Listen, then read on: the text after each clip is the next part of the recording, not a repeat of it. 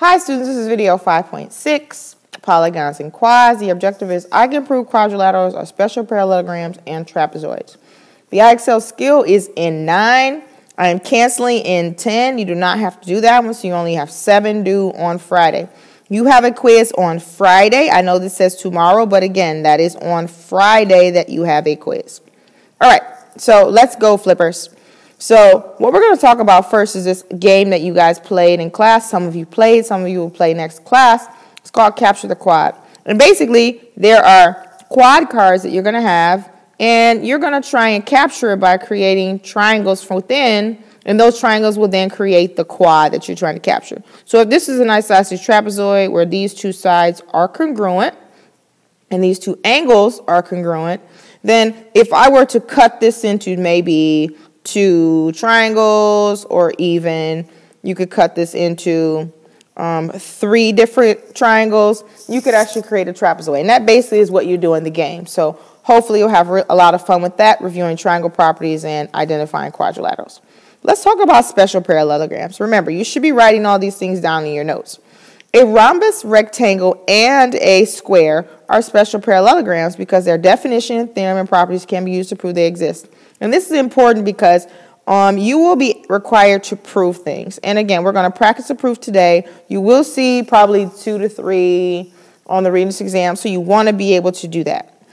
We also want to just review quickly simplifying radicals. This is something that you probably learned in 8th grade, but I just want to go over it just in case you've forgotten. So in order to simplify a radical, let's actually start with radical 16, okay? So we all know that simplifying a radical means, what is the square root of 16? Well, this one's really easy because 4 times 4 equals 16, so this is just 4. Well, what if you get something like radical 8, okay? When you look at radical 8, there's no whole number times itself that can give you 8. So you have to actually break this down into smaller numbers under the radical. So we know that square root of 4 times 2 is the same thing as radical 8. Okay, and that's because 4 times 2 is 8. Now we can actually separate this in 2. And again, that's one problem, and this is a separate problem we're working on right now. Okay, so I know that radical 4 now times radical 2 is still the same thing as radical 8. But I know radical 4 is 2. And then you just multiply that by square root of 2. And this will be your final solution to a simplified version of radical 8. You will need to do that as we're working through the problems today a little bit, and then the problems tomorrow definitely. Okay, so let's look at example 1. Trapezoid trap, with median MQ, here it is shown in the diagram below. Solve algebraically for x and y.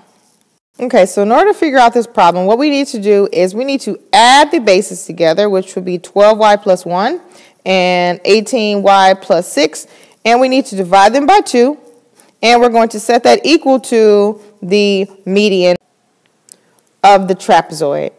Okay, so you see the word median. This also is going to refer to it to mean the mid-segment of the triangle as well.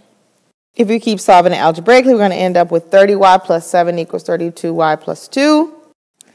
After we continue with the problem, we end up getting y equals 5 over 2. So now we have found y. And again, we were asked to just find y and x. So now we can go back and find x. Okay, so in order to figure out what x is, we need to write this equation. I know you probably were wondering, what does this equation mean? Well, all of these angles here add up to 360 degrees. We know that because this is a quadrilateral, okay? So where do these numbers come from? So the first number, 12x minus 4, comes from this angle. The second number, 7x plus 3, comes from this angle. And the third number here, 6x, comes from this angle here. So where does this 180 minus 6x come from? Like, why is this even important? Well, this comes because we know these two angles here are consecutive interior angles, and they have to add up to 180. So if this angle is 6x, this angle here must be 180 minus 6x. So when we add those all together, we will get 360. When we combine these things all together, we get 360 equals 19x plus 189. Our final result here is x equals 9. So remember, you have to have what y equals and what x equals. Okay, so we're going to start off with this proof here. And it says, given ABCD is a parallelogram, okay?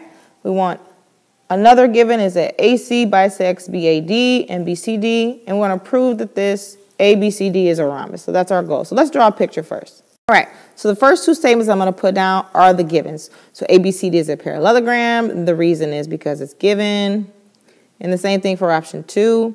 Number 2, AC bisects BAD, and that's also given. And then I want to actually label that on my picture. If ABCD is a parallelogram, then that means that AB is parallel to DC, and that means that AD is parallel to BC. Okay? Which is going to give us another statement that we actually write out. So let's do that now. And our reason for this statement now for number 3 is because this is the definition of a parallelogram. Sorry if you can't read this, I lost my stylus, but I'm getting a new one today. Okay, so the next statement is going to be angle BAC, here it is, and angle CAD, all together equal BAD. So we can actually see that. Let me make that an A there. Okay, and we can also see that angles BCA and angles ACD here equal angle BCD. And we know that because of the angle addition postulate. Make sure you write down angle addition postulate.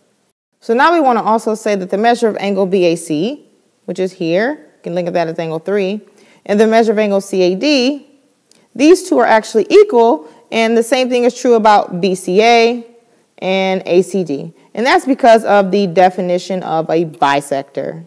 So we have an angle bisector here. Remember, we were trying to prove that this figure is a rhombus. So now we've actually proved that we have angles that have been bisected inside of a parallelogram, which is also a quadrilateral. Boom, we've got it. So now we write our final statement, which is what we were trying to prove here. That's our 6. ABCD is a rhombus. And our reason is because, well, it's pretty much the definition of a parallelogram. Or a rhombus, excuse me. A parallelogram with a diagonal that bisects a pair of opposite angles is a rhombus, and that's what we have. All right, last example of the day. It says write all summer in. I'm going to write A's, S's, and N's. So the first one, A, rectangles are squares, and our answer is going to be some rectangles are squares. Not all of them, but you can make a rectangle that definitely can be a square. The next one is isosceles trapezoids are parallelograms, and that would be no. Okay, you have to have two pair of parallel sides. You only have one in an isosceles trapezoid. C, rhombuses are quadrilaterals. All of them are. All rhombuses are four-sided polygons. E, we're skipping D. E, squares are triangles. No, silly, no squares are triangles.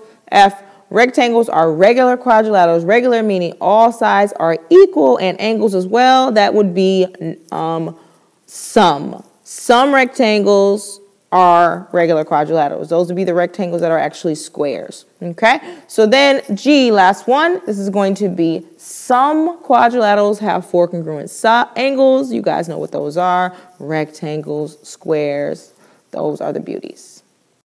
And finally, today we've come to our secret hot question. It says, in a diagram below of trapezoid RSUT, RS is parallel to TU, X is the midpoint of RT, and V is the midpoint of SU. It says if RS is 30, XV is 44, what is the length of TU? Here are your options. See you tomorrow.